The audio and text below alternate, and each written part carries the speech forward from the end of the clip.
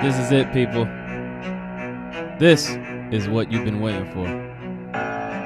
This is Everyday Celebrity Podcast. The podcast for everyday people with everyday problems, trying to find everyday solutions to accomplish everyday goals. Let's start the show.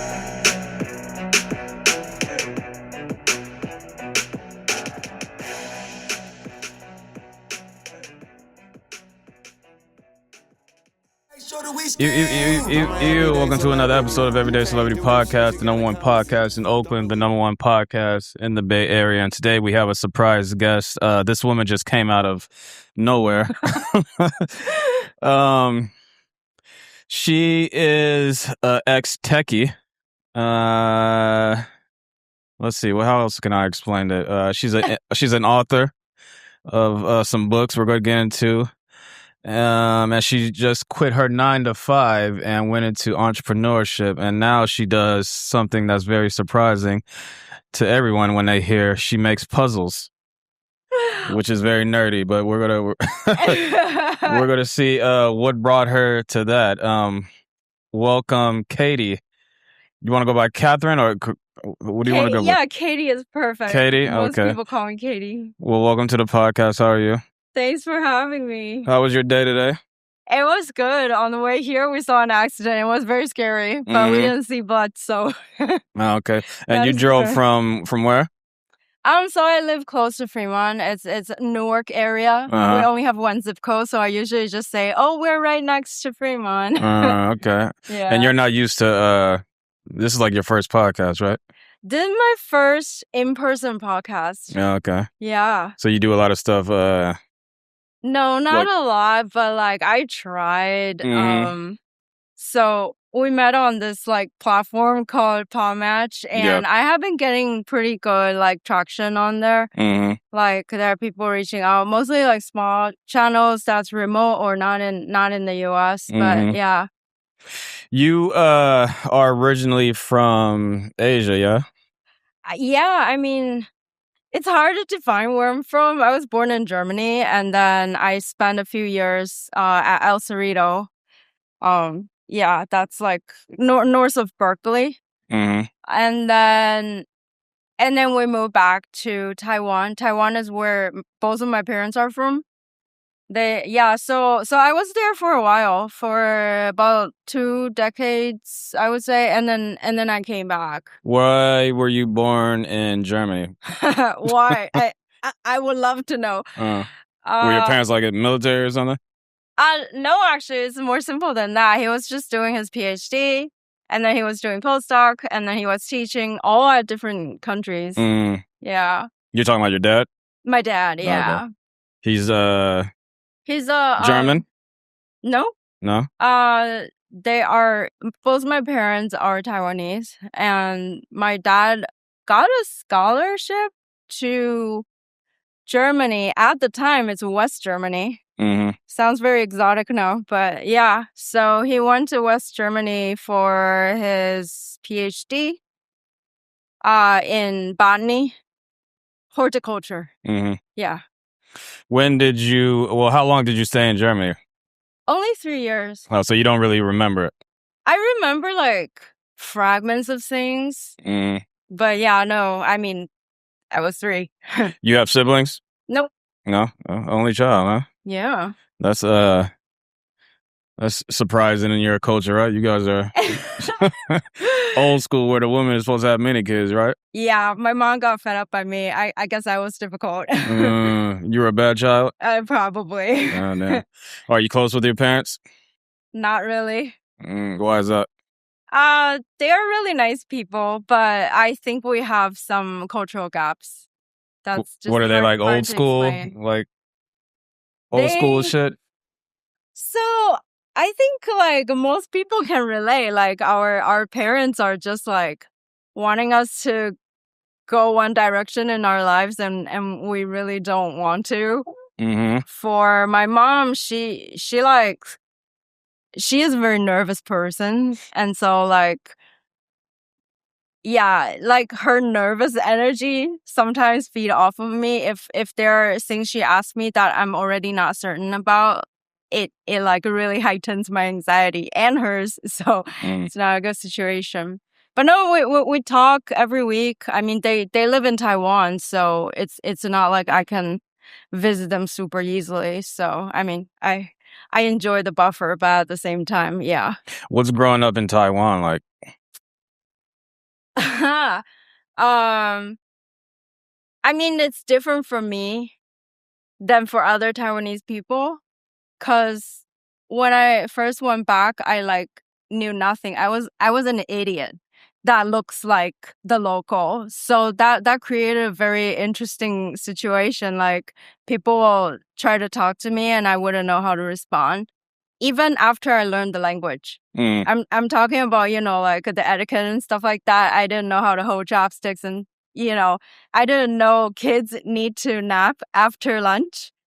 Yeah. So it's very interesting. I would say it's both lonely and unique, especially like I'm a early millennial, so it has been a while. Like we didn't have, like internet, smartphone, those kind of stuff that you can just look things up. So yeah, it was pretty weird back then, but I like it. It's like good small talk. Did you guys live in like a little like a poor part of Taiwan or? The opposite. Yeah, you were rich, huh? So my parents were from two different I don't know if they would call it countryside, but it's definitely not like big city. But then after I was born and then my dad immigrated us back, they went straight to the capital, Taipei, like the center of Taipei. Yeah, and like that culture was different even for my parents. Like they are adjusting too. Yeah. So when I go to, I've been to a lot of places around the world, and where? I'm curious. Well, I mean, I've been all over South America. I've been all over Europe. Been to Singapore. Been to Thailand.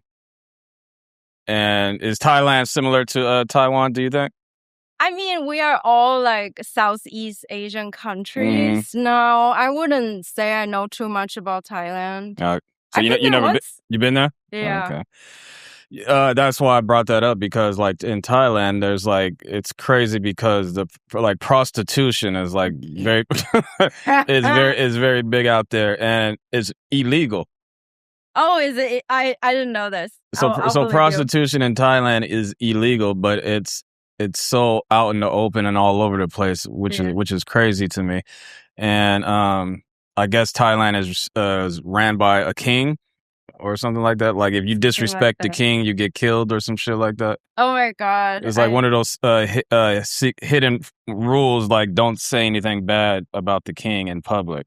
I believe you. I just don't know that much. But yeah, I remember the one time I was there, the lady boys, they were like super nice to me, asking me if I want to touch their boobs. And I was like, yes, please. Oh my God. What part of Thailand were you in? I think I went to Bangkok. Bangkok, yeah. Yeah, Bangkok is crazy.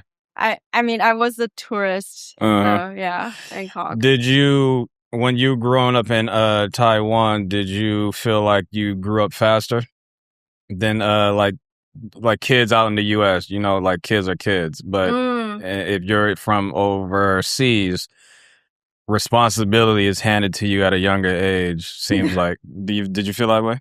Not really. I did feel like I grew up faster just because I had to like switch cultural contexts. But no, I mean, I wouldn't say who grew up faster than who. I think it's more like we just focus on different things. Like I think in the US, it's very much like self-made, you hustle and then you succeed. Like you try to work hard and then find opportunities. Like in Taiwan, it's more like you endure like the schoolwork and like you study super hard, burn the midnight oil and then get into like a good college. So I think people focus more on, like hands-on Like, I know how to fix things. Like, there's Home Depot and all of these chains. In Taiwan, there's not really. In Taiwan, it's mostly at least when I was growing up, it's mostly like you focus on being book smart. Yeah. And then you don't have to know how to live. I'm sure it's different now. What were your parents trying to influence you to be as a grown up? They want me to be like a stable government employee. That's what they wanted you to be when you were a child? Yep. Okay. Why is that? I think because that's what most people are like. I want my daughter to be a lawyer or some shit. Oh, my mom definitely had dreams of me being, like a medical doctor. Mm-hmm. And I was like not having it. So, no, I think they, along with a lot of Asian parents, they just want their kids, they want to see their kids like having no risk in life. They want something stable, very safe. Like they know after they pass, they can know that their kids are like taken care of by the government or something like that. So that's where they're coming from. Just like try to find the best opportunity to stay put in that one position until you retire. Are your parents still together? Yes, they are. Are you gonna have to is it part of your culture where you have to take care of everyone when they get older? Like, yep. Okay. Yep. So you plan on doing that? I don't know if it's my choice, but yeah, well, if they ask, nowadays, yeah, I mean, it's much like looser criteria nowadays. Like, were I born maybe 20 years earlier, or like were I a boy, the first boy, then I would have to like send part of my salary home usually. Mm-hmm. Yeah, I don't do that. When did you leave Thailand? I mean, not Taiwan. No worries. When did I leave? It's been a while. I came back to the U.S. in 2009. 2009? Yeah. Okay. So it's been a while. Were you, I mean, you weren't born in the States, so did you get, well, I don't know your status. Now, what is your status? Yeah, so I got my citizenship in 2021. 2021? Okay. Yeah, it was interesting because, like during COVID, there's like no ceremony. Everyone is just wearing masks, like, yeah. Where did you gain citizenship by like marriage or what? Employment. Okay. Yeah. So you came from Taiwan to the States for work? For studying first. I mean, to be honest, that's the like most popular way, like accessible for me to achieve. Like, the funny thing is that both my parents had, like social security number here, like bank accounts, they have roots here. Yeah. I was the only one who wanted to come back, but I was the only one who was 100% a foreigner on paper. So the easiest way for me to come back is to go to grad school. And so I started with student visa, and then I was really lucky. I got a sponsorship. So that sponsorship required that after I graduate, I have to work for them. But like, to me, is I get to work for you. So what school did you go to? University of Michigan. Oh, okay. Oh, that's a good school. I met my partner, so no complaints. You didn't like it? I think it's too cold for you. Oh, I love the cold. I love the snow. As long as you don't have to shovel. Yeah, I love the snow. But I think the like course structure could be a little bit better. I didn't feel like I learned anything. What were you studying? Biostatistics. What is that exactly? Yeah, so like, explain it in dummy terms. It's statistics but applied to bio data. But I don't even do like biology. So a lot of my classmates, they are like data scientists for like pharmaceutical companies. So that kind of tells you what the like general population thinks of. Because of my I worked a year before I came back and applied for, grad school, and my work was in survey methodology, which is very niche. But because of that, and then because of like Michigan actually has a really good like survey center. Mm-hmm.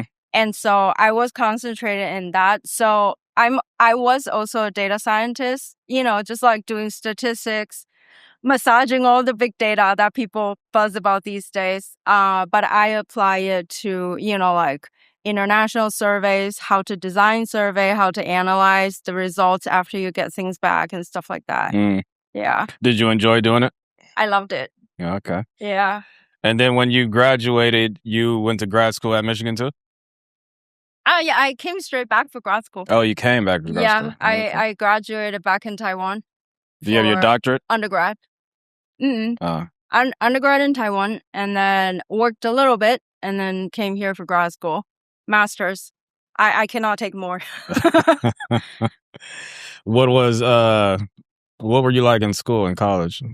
I think when I was younger, I was like trying really hard to be book smart. Mm-hmm. Yeah. No partying, just straight books. And I like a good nightclub, but like I think it's because I had to learn the language and the culture by myself from a young age. I don't know, I just assume I have to work harder in order to blend in.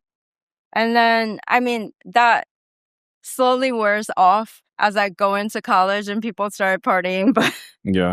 Did you find, was there a big community of like people from Taiwan or Asians in general at Michigan?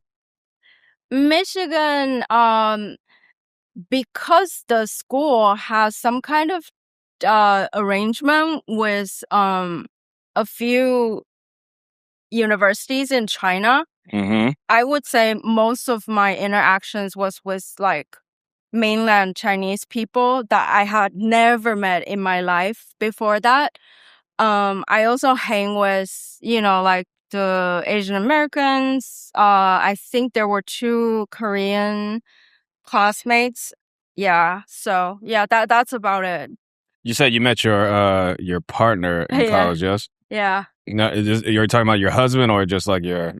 So, I mean, we function like husband and wife, but we never really got married. Okay. Yeah. How did you guys meet? So I actually was older than him.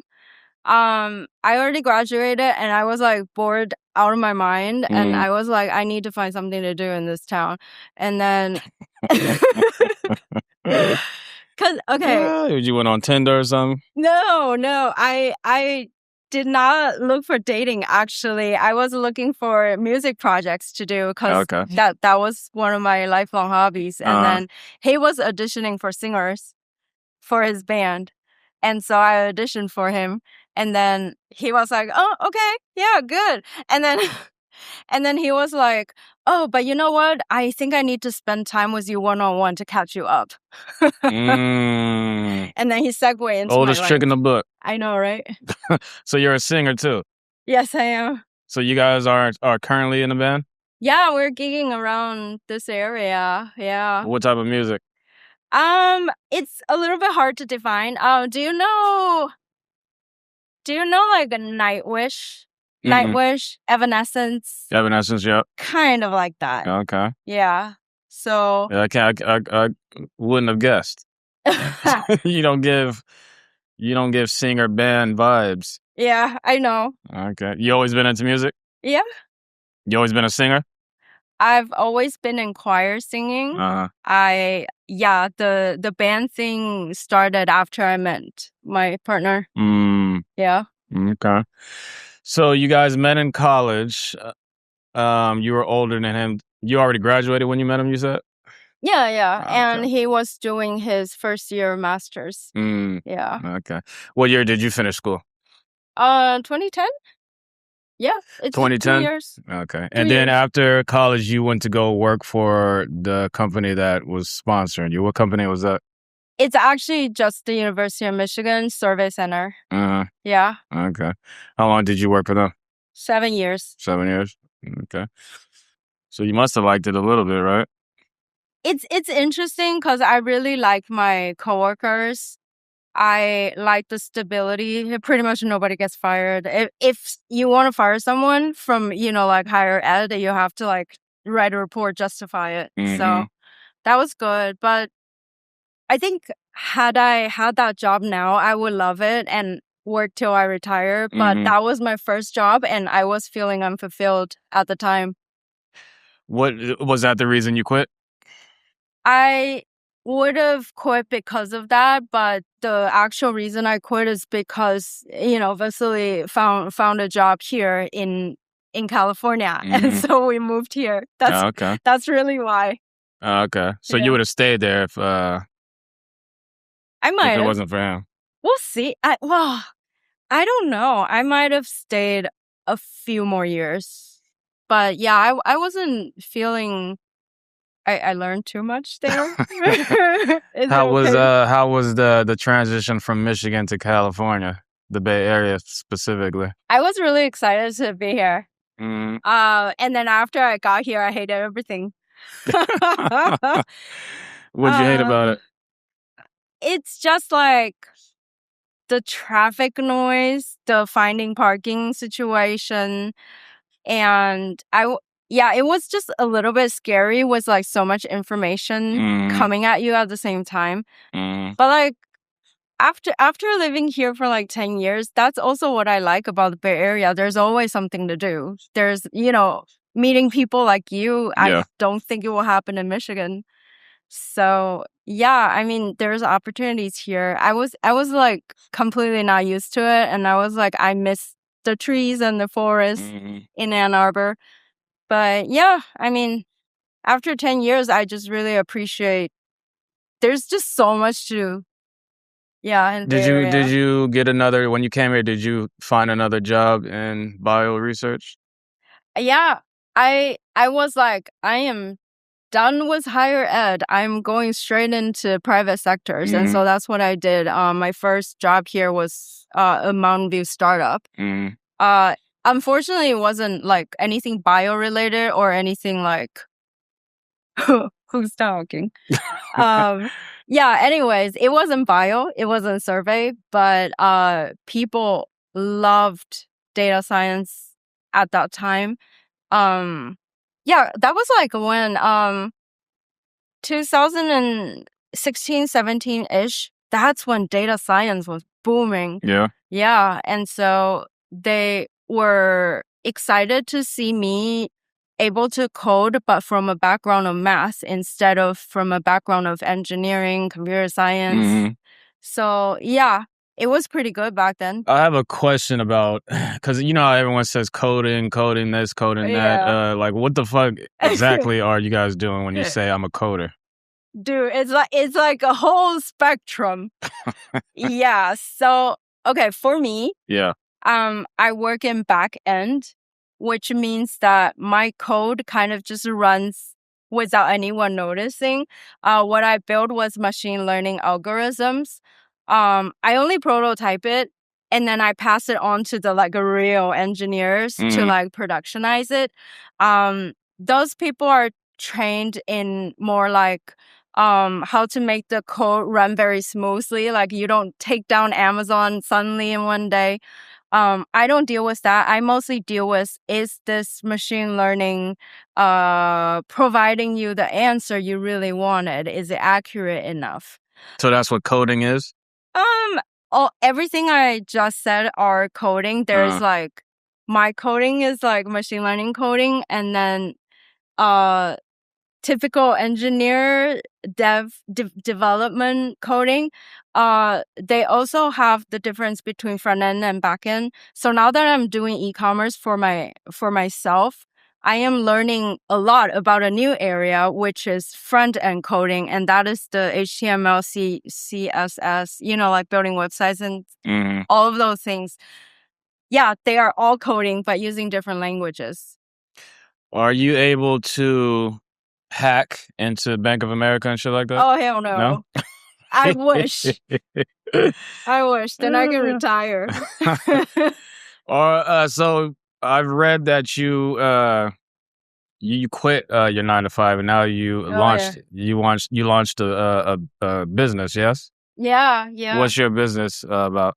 Yeah, so my brand is called Veg Out Voyage. It basically is taking you to different countries in a puzzle format. So I publish books. I self-publish puzzle books. It's either, like paperback or spiral bound. And then like as you solve the puzzles or brain teasers, I will give you fact-checked information about, say, Iceland, because Iceland is my last release.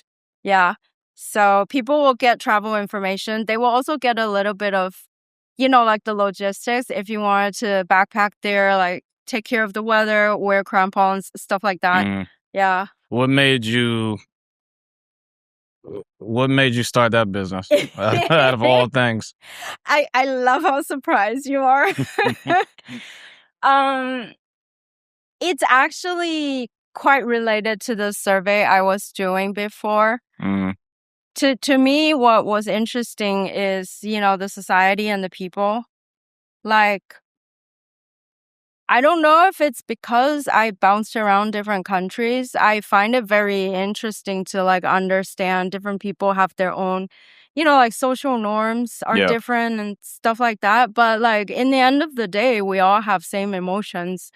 So yeah, I just like exploring those kind of things. And in the past, I do it quantitatively with survey. And now I'm trying to like market it to people that we are all the same and don't worry about being uncomfortable. What's the process on designing these puzzles? I mean, like how do you make puzzles? Yeah. Oh, so nowadays there's a lot of like software. Yeah, I don't know if you want to call it AI. To me, it pre-existed. Yeah, it predates the AI chatbot. But yeah, there's a lot of people doing the so-called like medium content or low content books, which means that you open a book and it probably has like blank journal pages, or like me, medium content is like you have like illustrations, you have like crosswords to solve. It's not like a full-on text dense novel. So a lot of people are doing that and selling it on Amazon. There are good ones and bad ones, but they all helped prop up this industry of, generating puzzles. And there are like so many like resources out there online that you can use nowadays. And then educators are coming in to have a piece of pie as well because they want to like gamify whatever material they're teaching in their course. And it's just more crowd pleasing, I guess. When was this company launched? So I would say a year ago is when I decided I wanted to focus on e-commerce. Before that, I had another year just selling on Amazon, just like seeing if it will work. But yeah, the royalty wasn't really enough to make a return. So yeah, now I have this e-com store that has like merch and some other accessories. That is 1 year. What are some of the challenges that you came across when you started this business? You know what's interesting? I thought my thing would be pretty easy to do because like I know I'm not a writer. And so I was like, okay, I love puzzles and I can use that to introduce like my knowledge, which is culture and traveling to other people. I thought it was a sweet spot. Turned out there are like so many technical hurdles. Cause like for other people, they literally have like a Google Doc that they send to their editor turn it into a book. Okay. Well, okay, it's not that simple, but it's kind of like that in broad strokes. For me, like, the production is a lot more complex because I will have to adjust all of the like images with the words.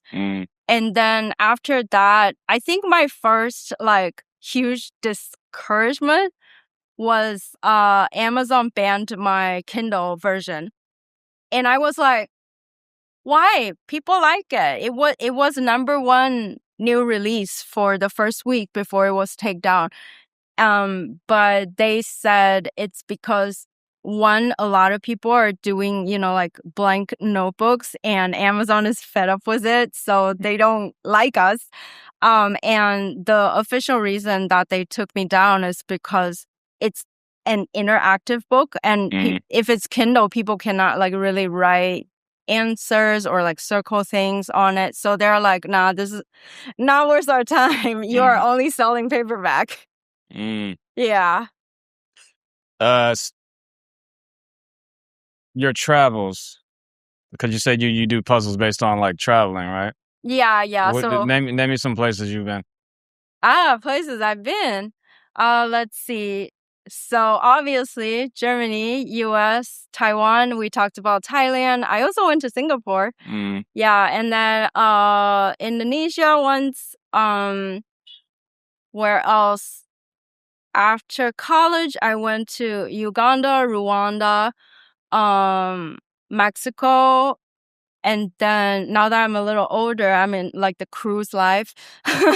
I went to Norway, Iceland, a few European countries like Germany. What was your favorite place you've been? My favorite place, Iceland is really special to me. Iceland? Not because... What's going on in Iceland? Yeah. I mean, I was purely a tourist in Iceland. I want to make that clear. Yeah. But it's very special to me because it was like the last place we visited right before COVID shut down in 2020. And then when I was starting this Veja Voyage company, I was like, yeah, I think I want to do Iceland because it gives people like a positive, like happy feeling. It's gorgeous and it's easy to get to because their government is facilitating that. So it's just overall, like it's been in my life for a little bit. Yeah. How important is traveling for you to do? I think it's very important to me that I explore new things, such as talking to you today. That to me is like exploring new people, like understanding new things. Travel is a big part of that, but it doesn't necessarily have to be travel. That's, yeah. You and your partner have kids? Nope. No? 2 cats. You don't want kids? Cats. What? Do you want kids? No. Okay. No, we're childless by choice. That's good. Good. Do you guys travel together all the time?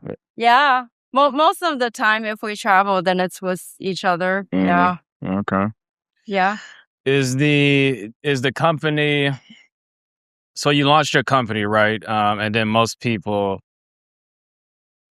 think that they're going to like make money like as soon as like shit is launched. Right. Did you go through a time where you weren't making money and you were like, okay, fuck this, I'm going to quit? Yep. I am still not making what I made before. And honestly, I wouldn't have mind if I was single, plus if I was still living in Michigan. But the situation is we live in one of the most expensive area in the whole world. Yeah. And so, yeah, I think the financial burden and stress is always going to be there.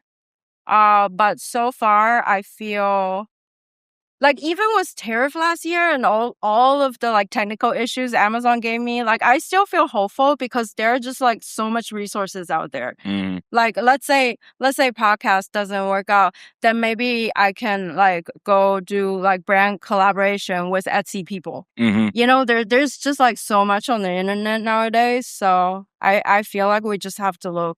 Yeah. Yeah. You know how to make websites?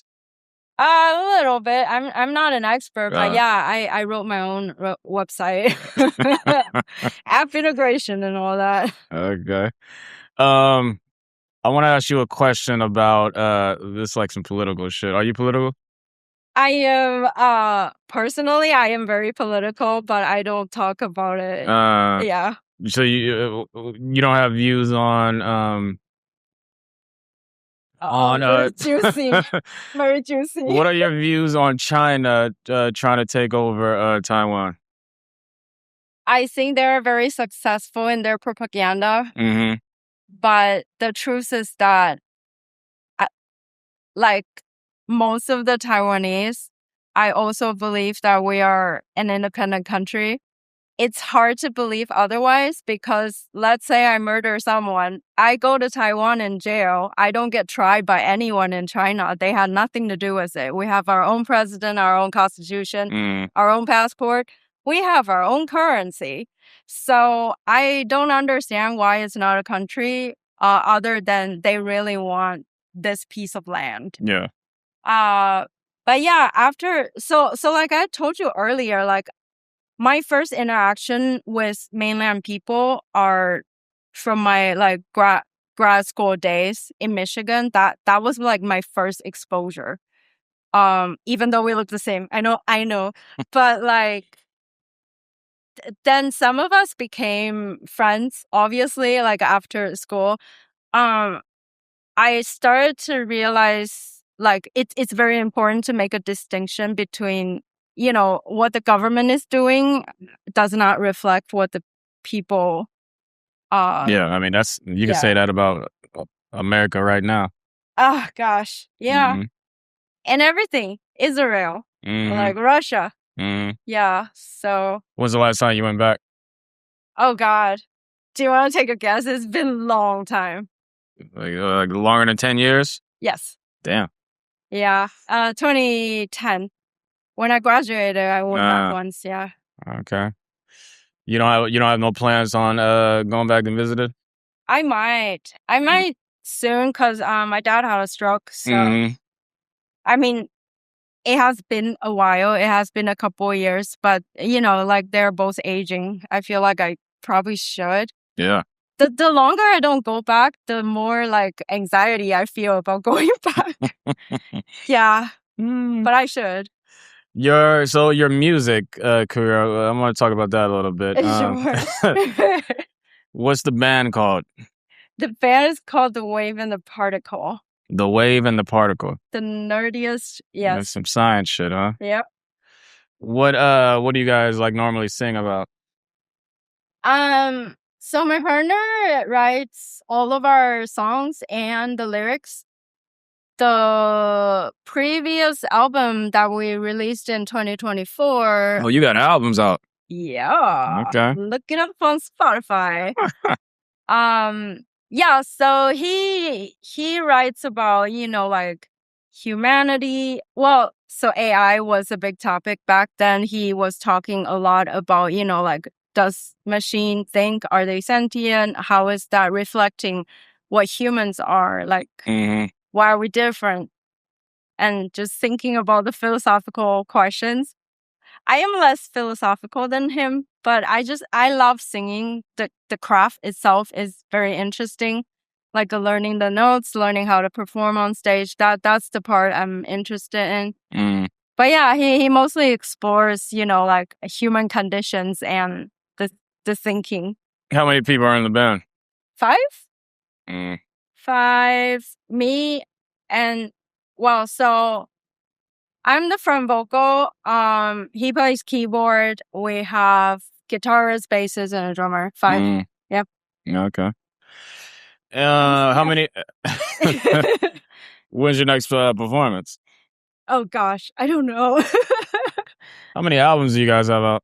2. 2? Yeah, we got 2. Okay. People are doing EP nowadays. I feel like I should jump on the train. Yeah. Who do you get musical influence from? For me, because I was classically trained, I get a lot of, you know, like choir, like, oh, sorry. Yep. Like symphony pieces. I like all of the pop songs. Taylor Swift is in hot water now, but I used to like her. Yeah, Adele is amazing. But yeah, did you know that Adele had like a vocal cord surgery, something like that? Because she was like not using something right. I'm not sure. Yeah. But yeah, and then for the like indie bands, I would say Nightwish is probably the biggest. There are a few others that kind of sound like that. Evanescence, Epica. They're mostly from Northern Europe. I don't know why. It's just like people congregate there and have these kind of metal bands. Yeah. Was it a struggle making your latest album?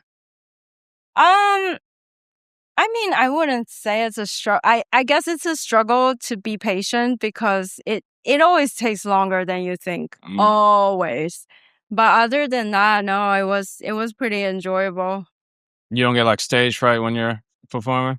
Oh Because God, you don't yeah. seem like you don't seem like the type of girl that would be up there yelling and shit. Yeah, I don't yell. Well, you know what I mean, like going all Right, crazy on stage. I know. I'm not like that, and yeah, I don't think I can ever be like that. It would be weird. Like sometimes because we have to perform with other bands to, fill up a whole evening. Yeah. I would see like other singers just like lying on the stage or like grabbing the mic and the mic stand is like waving everywhere. I can't do that. But yeah, I do get nervous. I think practicing helps a lot. Yeah. What's your views on AI? I mean, do you think it's getting out of control, or is it? Oh, yeah, definitely. Is it a good thing? We need it. So interestingly, I hate it very much, but I also encourage people to use it. What do you hate about it? And and another question: what do you hate about it, and what type of specific AI do you hate the most? Oh, love that question. I hate it because I think it's hastily done. There is no regulation on anything. Like either it's related to the environment or people's data privacy, or like the people working on AI nowadays are overworked. Like, yeah, especially in the Bay Area, you just see so many burned out, like, I don't know, developers, engineers, and I hated that. It shouldn't be like that. It should be making our lives easier, but it seems like it's the opposite. And like, because I hang with a lot of like indie artists, they were like so afraid that their artwork or their novel is gonna get taken, and that's a real risk. So I hate everything about those. And then like it hallucinates things. Now that everyone knows it, I feel like it's less of a concern because people know not to trust it. But you can't trust it. At the same time, it does summarize, like, pretty much it summarizes the whole world for you with just you prompting with a question. And so I think with something that powerful, we have to explore it. I think we should use it. Otherwise, we're missing out. But also more people use it so that they can know what the problem is and start fixing it. I think we need to have more discussions about what kind of regulation we want to put in place. Europe is actually doing a slightly better job with the data privacy part of things. And then South America, since you've been there, I think Brazil. I want to say Brazil is the place that has better data regulation. I don't know about other countries. But yeah, US, Wild West. Yeah. And what AI specifically do you hate the most? I hate that people are getting factual data from it. I think I can't really pinpoint if that's something I hate. I mean, it's a tool. It's neutral. Yeah. But I don't think we should encourage people to extract factual data from it. To me, it has been helpful in gauging the public opinion. So, for example, if I wanted to find like the best keyword for SEO, search engine optimization, that to me, I feel like it's a good use of AI because AI is really like the most powerful villager that tells you all of the gossip and summarizes it. But you don't necessarily want to trust it as an expert in, I don't know, law, medicine. Yeah. Yeah. Yeah, I remember every time something I get like sick or I get some type of symptom, I type I type in my symptoms and it comes back and say, "Oh, you got fucking colon cancer." I was like, "What?" I just have a tummy ache, man. Oh my God. So, Believe me, I've done that. Mhm. Yeah, everything leads to like cancer, Mhm. like WebMD 2.0.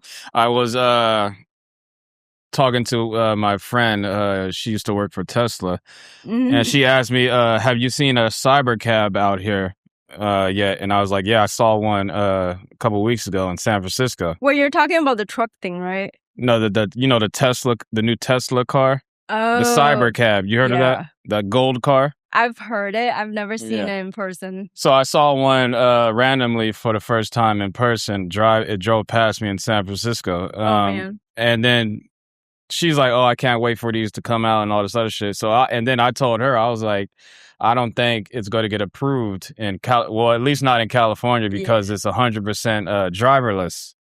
So it doesn't have a steering wheel in it or anything. And I don't think California is going to approve a car that you can't take control of in case of an emergency. But then it drove by you the other day. But I think it was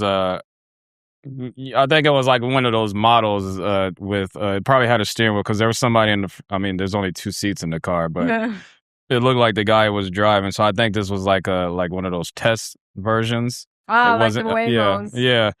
I don't think it was the actual cyber cab. So what do you think? Do you think it will be approved? Like 100% self-driver list car will get approved in California?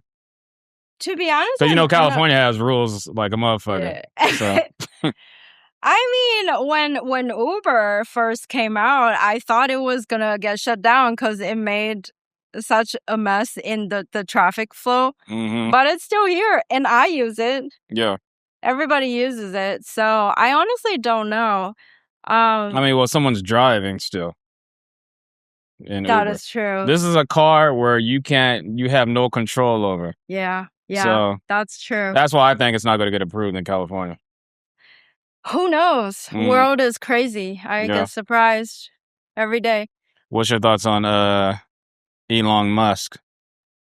I think he has. Well, I think a lot of higher up people in our country right now has very tunnel vision. They're probably successful in what they wanted to do, but I feel bad that the tunnel vision is screwing everyone else over. Mm. Yeah. Did you believe that COVID came from a wet market? Or fucking a pangolin? Well, I didn't hear that one. Oh, really? No. Oh, did you hear fucking a penguin? No, it's what is that thing? The thing that looks like an armadillo, but they had a different name. Like something like that. And then there's another theory, like Ozzy Osbourne was fucking a bat. Ozzy Osbourne? Yeah. Oh my God. But anyways, I don't know. Like it could be from there. Mm-hmm. It could be from anywhere. Yeah. I don't know. But... Are you into like diseases and like the study of them and all that shit? Yeah, especially okay, I'm not an expert, but I like knowing about it. Mm-hmm. So talking about COVID is interesting to me. Taiwan, along with the few like close by areas, we're in the tropical side. Yeah. And so that means there's a lot more, like flora and fauna, that, tropical area, jungle, kind of like wet, humid. So yeah, we got a lot of crazy shit. Probably Australians will be excited. Do you think it's weird that it's not talked about anymore? Like it just randomly it didn't disappear. Like it feels like it just disappeared out of thin air. Do I like it? No, but I don't find it weird. Okay. You don't find it weird? Like, okay, think about it. Ukraine war is still going on. Who's talking about it? Yeah, that's true. Yeah. That's true. It's still happening. Mm-hmm. And it probably, I don't know, it's probably getting worse or the same. I don't know. Mm-hmm. Well, Zelensky is doing pretty well with still like humanless drones, I heard. But anyways, it's still going on, full blown, and nobody's talking about it. This is like, now that I'm learning how to do marketing, I feel like everything is about how much money you can like sponsor your voice to be loud. Yeah. It's sad. In all of your years working in biostatistics, did you learn anything? Like, did you come across information that you were like, oh shit, wow, this is going on? Did anything shock you? I want to say no, but it is because, you know, I like grew up and became a teenager in Taiwan.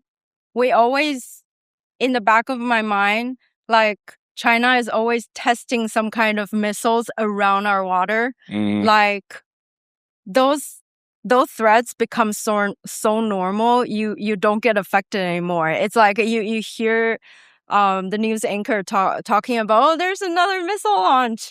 It's just like 5 kilometers from you. And I'm like, oh, okay, another Tuesday. That's fine. When I was, so I love traveling, as you can tell, and I wanted to do my undergrad internship in Malawi. Originally, I didn't get to go because of political issues. There was like the government blocked us, something like that, because at the time they were I don't know what's the English for it, but like they are breaking up the bond with like Taiwan, and they are establishing the same bond with China. And obviously China doesn't want like Taiwan to have that official bond at the same time. And so like all of our embassy activities were blocked, including my very benign internship that's in public health and survey. That also got blocked, so we couldn't go. I ended up going to Uganda. That's another story. Okay. But yeah, we just experienced things like that. And for example, World Health Organization are not officially allowed to help us during COVID because we're not part of the member countries. So we have to self-help. And by we, I just mean Taiwan in general. But yeah. Did anyone propose to you in Uganda? No. No? No. Okay, you know what? Yeah, Uganda. I love that place. How was that? I was being in Uganda. Where? No, I said, how was it when you were there? Oh, that was a long time ago. Things must have developed so much now.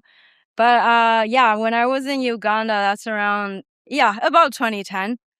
It was great. Like, people are very friendly. My host mom is very friendly. There's no electricity, but the host family that we are staying with, me and a few other like international, like volunteer, like international aid people. Yeah. So the places we stay at is like one of the 2 houses in the whole village that has a porcelain like toilet. Yeah. But yeah, they don't have electricity, no lights, obviously, no hot shower, obviously. They cook in the backyard on like a little, kind of like our camping stove. Yeah, so it's interesting to see that. I have mixed feelings.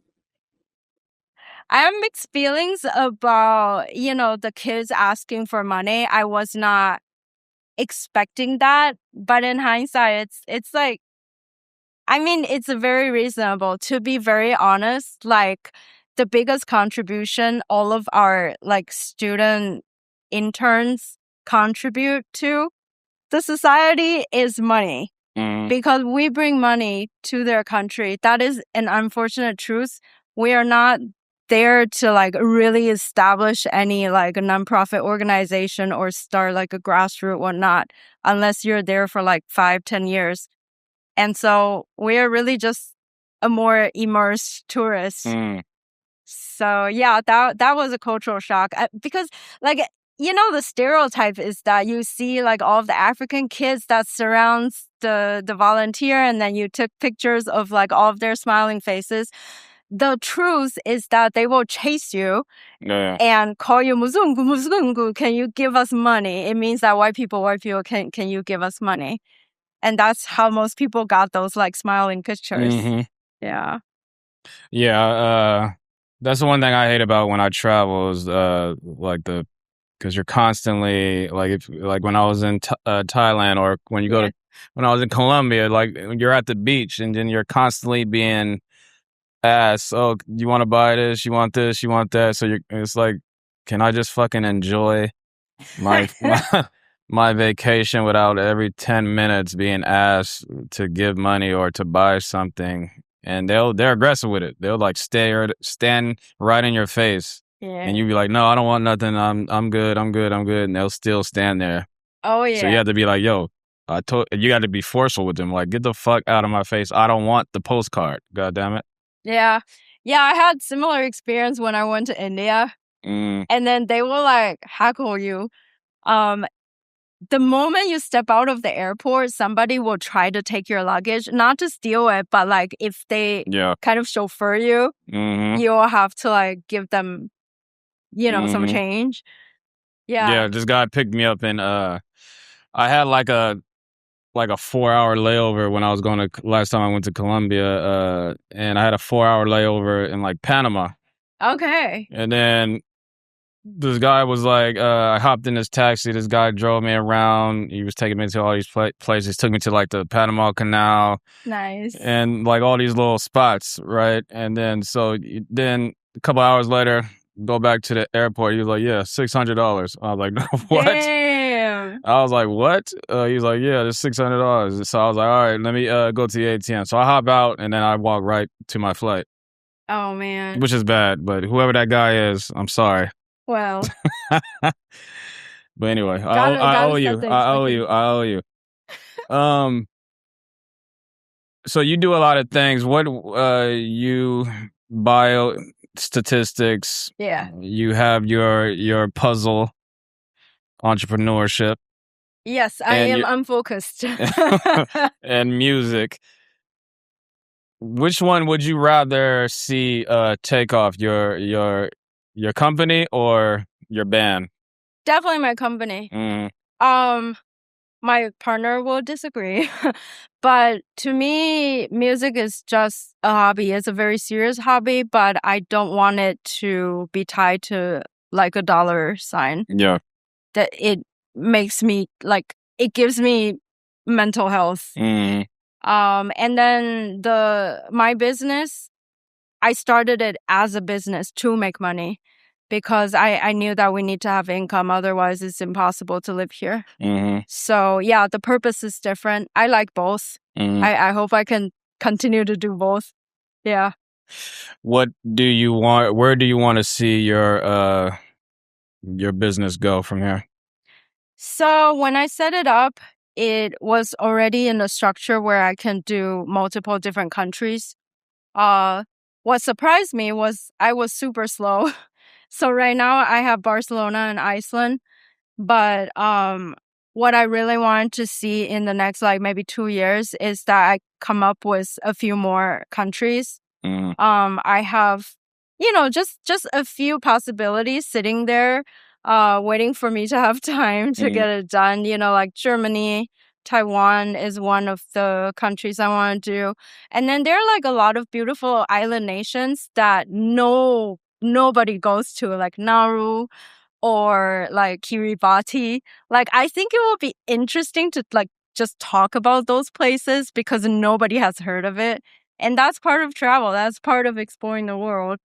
So when you, how long does it take when you say you want to do, like a Brazil or something? How long does it take for you to do that?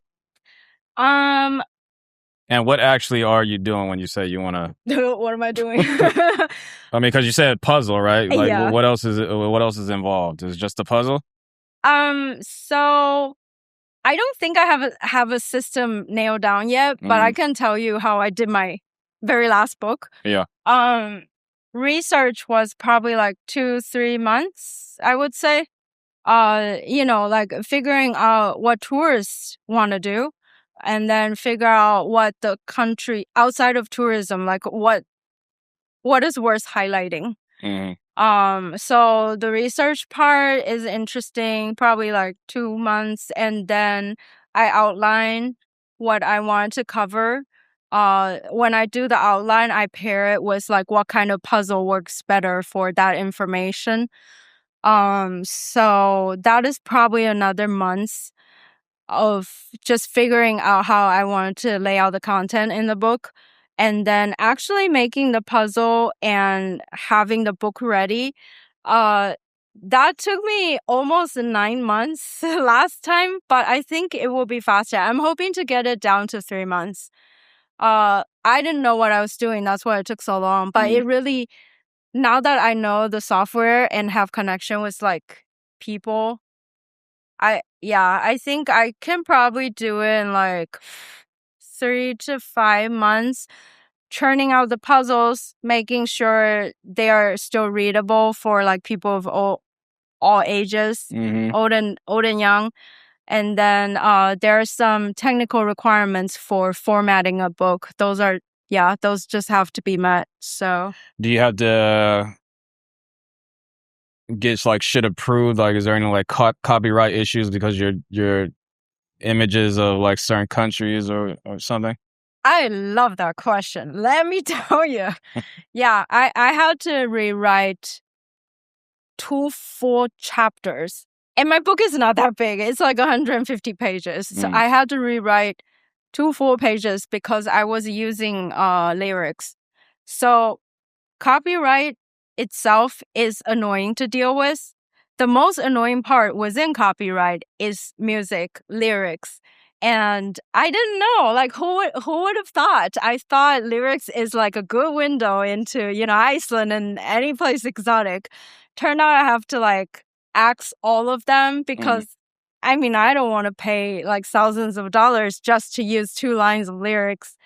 Unfortunately. Yeah. There's that. I did get all of the other copyrights. For example, I'm citing like an author talking about Iceland, something like that. Then those I got the rights to. I'll have to like remember to renew it periodically, but yeah. Okay. Yeah, it's annoying. Like the technical things I'm learning as I go. Yeah. Well, it sounds like you're on the right path. I hope so. This is the point of the conversation where I give you the floor to promote anything you want to promote. Tell the people where they can like find your books and purchase your stuff. Go see your band. Like if you want to if you want to tell them about your like socials, where to follow you, or anything. This is your time to shine. Thank you so much for the opportunity. My band is called The Wave and the Particle. We gig around the Bay Area, as far as Petaluma, I would say Petaluma, Santa Rosa. That is probably the furthest we have done so far. And so The Wave and the Particle, we are on YouTube, Spotify, Apple, all the music places that you listen music to. My actual business is called Veg Out Voyage. It takes you armchair traveling in puzzle format into different places. My central hub is vegoutvoyage.com. It's just my website. You can buy everything there. You can sign up for the newsletter. I try my best with the newsletter and not to have it look like spam. So I have like 1 new puzzle every month for people sign up for the newsletter. Thought that would be interesting. I like doing those, so it's interesting. And then I have most of the merch because of my like interest in coding. Like most of my t-shirt and canvas and sticker or whatnot, you can customize it, have your own text and stuff. So I thought that would be interesting. Yeah, take a look, whatever you like, grab it. All right, well, I want to thank you for coming on the podcast, talking about your life. Very interesting. Puzzles. I'm gonna have to check. You brought me a puzzle, right? That's what's Yeah. in that box? I gave you the gift box version, so it has some other fluff, like you can do origami. Yeah. I don't even remember the last time I did a puzzle. It's too you do have to have patience, I guess, Oh God, yeah. to do puzzles. Yeah. I do But- jigsaw puzzle as well. Those really need patience. The like brain teaser puzzle games depends. You can put a puzzle together like really quick. You one of those like puzzle geniuses. Oh hell yeah. All right, well, everyone go follow her, support. Wish you the best of luck on your endeavors. Thank you once again for coming on. This is Everyday. You have any last words? Thanks for having me. I'm so happy to be here. Of course you are. This is Everyday Celebrity Podcast, and we are out. You. Celebrity to me, celebrate cause I'm me. You a star, you a star, you a star, believe. Reach like 2-3, toward the stars I'll see. Everyday celebrity, I pray to God it's me. Every night that I pray a lot for my team. I play so I get paid, yeah. Then I break it down with my team, yeah. Who makes sure that we scheme?